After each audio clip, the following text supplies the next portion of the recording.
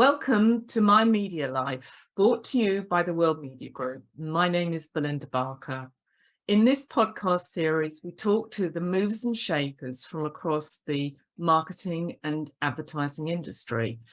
And today I'm going to be talking to Christoph Woermann, who is the CMO of Corporate Banking for Deutsche Bank. Good morning, Christoph. Good morning, Belinda. Thank you for having me today. I hope you're well. Thank you so much.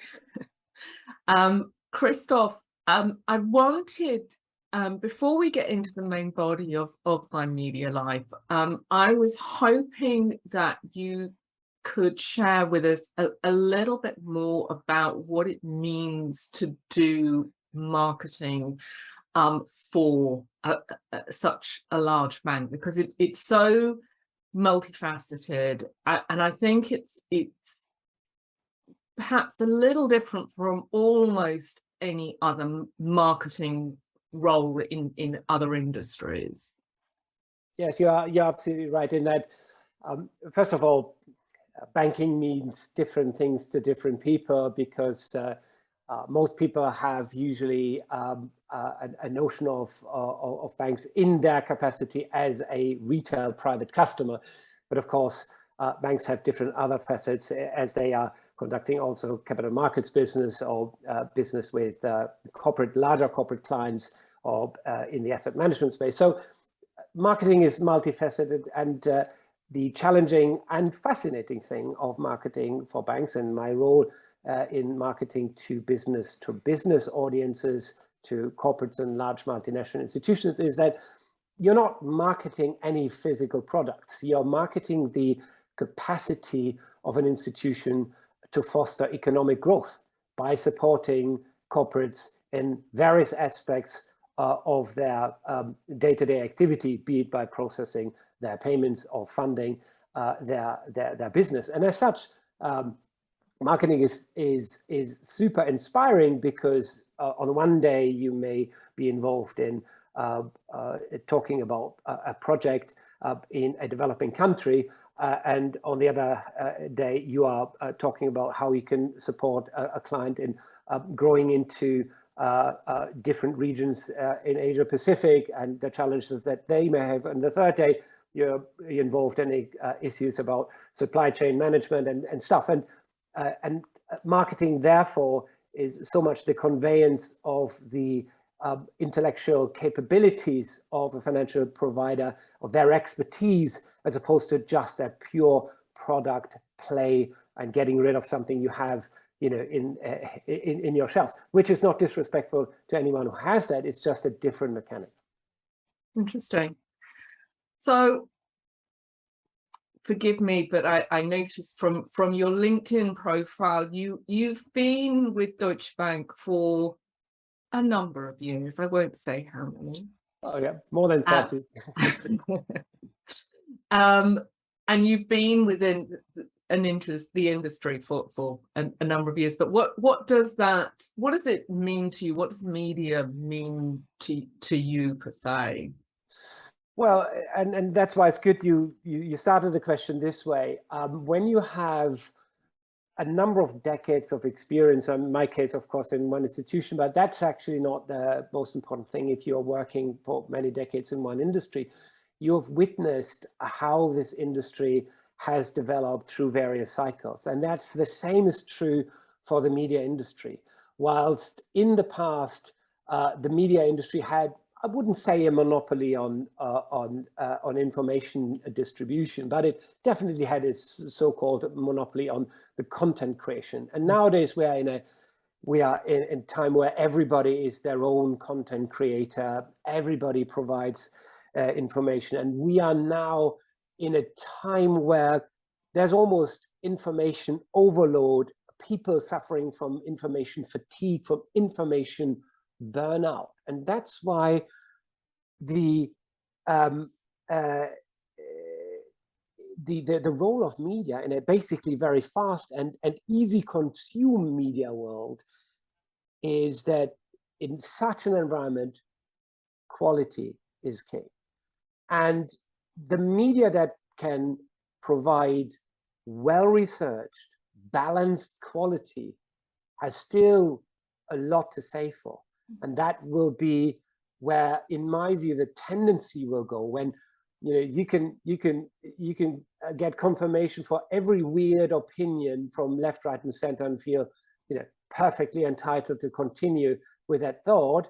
At that time, a balanced media offer can help you navigating on the right path again. And that's why I feel media has even more an important place in this world that gets increasingly polarized than ever before. Interesting. I couldn't help smiling because I was reading the next question, and again, perhaps this slightly speaks to how long you've been in the industry. The next question is, what's one piece of advice that has helped you in your career? I imagine for you that it would be difficult to, taking it down to one single piece of advice. But if you were thinking about people joining the industry today, is there anything that you has helped you? Yeah, definitely, Belinda. There's one piece of advice that is actually going back to the time before I even started in banking. Mm-hmm. That was given to me by a banker that I met on a private occasion. And at that time, I had no intention whatsoever to join banking. In fact, I was poised to go into the so-called FMCG business, the fast-moving consumer good business, in a marketing role. And this person said to me, "So why don't you join the banking industry?" To which I responded, "Oh, I'm not too sure whether I'm the right person for it." And he then said, "Look, what you know can come in very handy at some point in life. What you don't know should be your constant quest. So please please venture into uncharted territories that will make you stronger. And at some point," and he then said, "if you join our company, at some point your knowledge about marketing can come very handy because they're all bankers, not marketeers." And now I'm sitting here speaking to you as the Chief Marketing Officer of Deutsche Bank's Corporate Bank, as a trained banker, but also as a marketeer. And that is what I would give somebody as an advice. Always tackle the unknown. The reward is much bigger than the risk. That's brilliant. Thank you, Christoph. Always keep learning, no matter what. So what's your favorite thing in your current role? Well, as I said on the outset, in terms of what banking is all about, banking in the true sense is about enabling customers to make a difference to the worlds in which they operate, and to the markets, to the customers. And you can foster innovation by providing the right advice. You can foster innovation by providing, of course, financing. But that is what I absolutely love in my job, because if you have the privilege that you can sit together with highly intelligent people that are all subject matter experts in their own right, and you can draw the knowledge out of them, package this in an unbiased, non-product-led way, and offer the gift of knowledge to your audiences, be it existing customers or the wider market, it is very rewarding if you see that the responses of those who read your content result at some point in an activity that makes a difference in the market. It sounds very, heroic, but at the end of the day, that's what it boils down, and that's why it is a privilege to do what I'm doing. It sounds like you still get excited about doing your role. Is that fair? Absolutely. I mean, I would say the moment you are losing your passion for something, you have to move on. And yes, of course, in a time where everybody thinks about, how can I pay the next bill or so.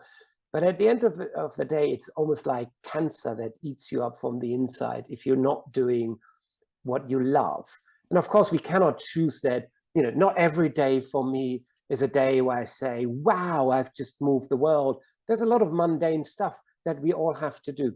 But in essence, you've got to really love what you're doing. You've got to be positive. Look, I represent with many of my colleagues in industry that for the right reasons had got a lot of beating because the industry has at some point created a sort of a life of their own. And our job is to serve clients. Our job is to serve the economy. And if on the right eye level you do this and you can be a part of that, what's not inspiring about that? So yes, it keeps me up every night positively. So would you say that that's your secret talent, your continued excitement and thirst for knowledge, or is there something else? Well, I think, yes, as a leader, you've got to show true excitement, not the kind of, read a book, how to make friends, and then, try to pretend that, you're something that you're not. Exactly. That's not right.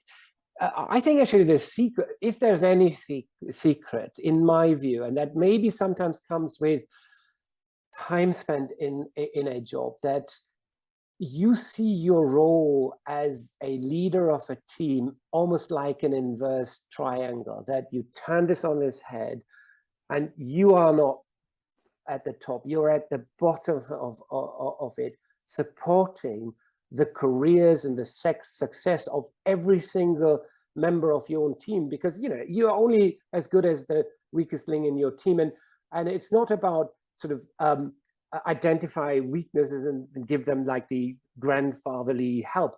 It's about showing good leadership by rolling up your sleeves, not being too precious to doing something super mundane, doing things that surprise people. I can give you an example. When we are at conferences, I'm not just running around having senior meetings. I am reporting from the conference myself on our corporate LinkedIn channel. I write those shares. I produce the videos myself with my own camera, all within the confines of our guidance that our company gives us. But what I'm saying is, you're only a credible leader when you show that you can do everything that your team can do, and you're curious and helpful to those who do things much better than you to lead the pack. All right. So, at the outset of when we started talking, you mentioned about the kind of information overload that we are all struggle with, and trusted sources. But where do you get your daily news from? What are your different? Well, Belinda, I have to basically sort of reveal that I'm a very classic person living in the UK, waking up at the time everybody wakes up usually that commutes, and listen to Radio 4. And yes, I know there are many people who have different views about certain radio shows or news outlets, but I think it's good enough for me to know what's currently cooking. I know that there isn't any such thing as a completely unbiased news provision, but it's good enough for me. And my sort of the balanced view I get is, I'm an absolute ardent fan of The Economist, because let me just give you the example. When the very contentious and heated debate on Brexit happened, of course, this magazine made clear where they stood, but they allowed everyone to voice their side of the view. And that is what I feel what every adult can expect, that can demand from a media outlet. Provide them with data points and let them form their own opinion. Interesting. Are you a Twitter follower? I have been very active on Twitter a couple of years ago, but I know Twitter is here to stay. but I find it increasingly hard to pick out good gold nuggets among a lot of chatter.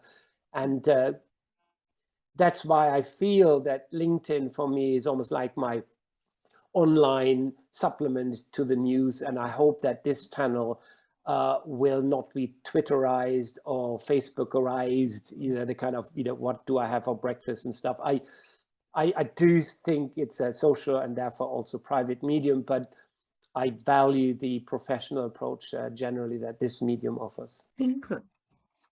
So you talked about your daily news feeds, BBC and Economist, but if you was just thinking more broadly about the trust, the media brands that you would most miss, whether it be a long form, short form, or whatever that might be, what are the ones that you trust most and would miss most?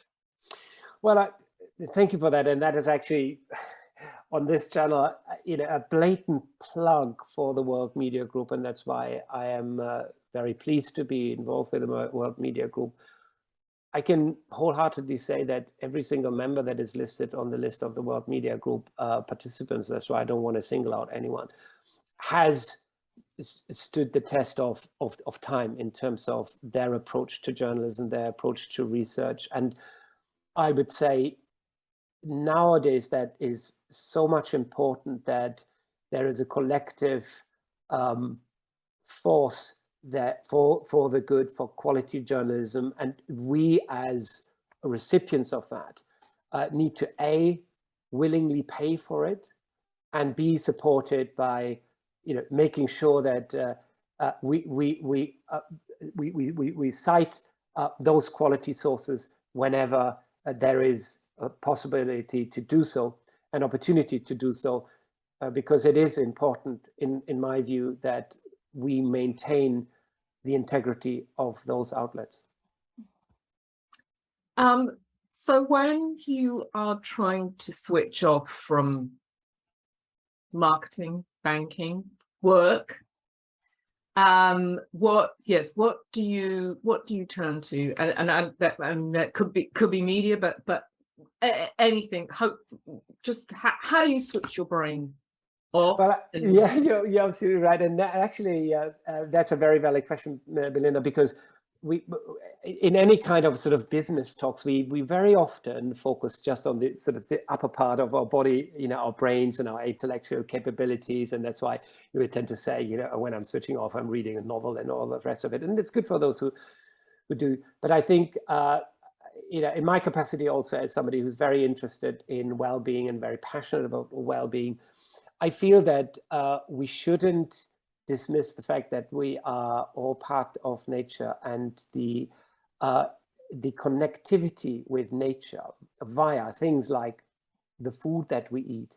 I love cooking for my family, and I love preparing food, not the kind of in the microwave, wait for the bing and take it out. It's like, no, prepare fresh stuff if you can. Take the time. Time is the biggest thing you can gift to members of your family. I'm going for a walk with my little dog, so these are the mundane things that I do. And of course, I'm an ardent gardener of the little London garden patch that you, as a Londoner, you're accustomed to. So when I'm talking about gardening, and my friends who are not living in London say, "Oh, that must be very hard," I say, no, in 2 hours I can manicure my garden that it looks like spick and span, no leaf somewhere, because that's the size. Is that where you get your most creative thoughts from? I don't know. And it's kind of a weird question, but I know for a fact that for me, sitting at a computer, I am at my least creative. Sometimes, it could be the shower. Sometimes it's sitting in the car. When are you most likely to get inspired? It's 100% what you say. When my brain is idle, and mowing the lawn doesn't require a lot of brain attention. The only sensory experience is the wonderful smell of freshly cut grass. And this is usually when I get my inspirations. Of course, also in the morning under the shower, or sometimes when I'm riding my scooter to work, but it's increasingly less so because the traffic has been significantly changed since the lockdown has gone. So yeah, that's exactly the source of my creativity, as with so many other people. To hear that so many people, when you talk about gardening or when you talk about mundane things like preparing food, gosh, you can have hours of conversation with people who have the same interest. Christoph, that's been fantastic. Thank you so much for sharing some time with us today. Our last My Media Life was with Ella Solomon, who was voted the Rising Star at the World Media Awards. Now, she joined the industry in 2018, so at a slightly different end of her career, or part of her career, I should say. But what I found really interesting from this conversation compared to talking to Ella was actually how similar they were in terms of inspiration and creativity and the caring about people. It clearly is something that the achievers in our industry have a unique element that has nothing to do with age or years of experience. So I'm just thrilled to have spent this time chatting to you today, Christoph, and look forward to seeing you again soon. Thank you so much. Thank you so much, Belinda, for having me this morning, and look forward to seeing you soon in person. Thank you. Thank you.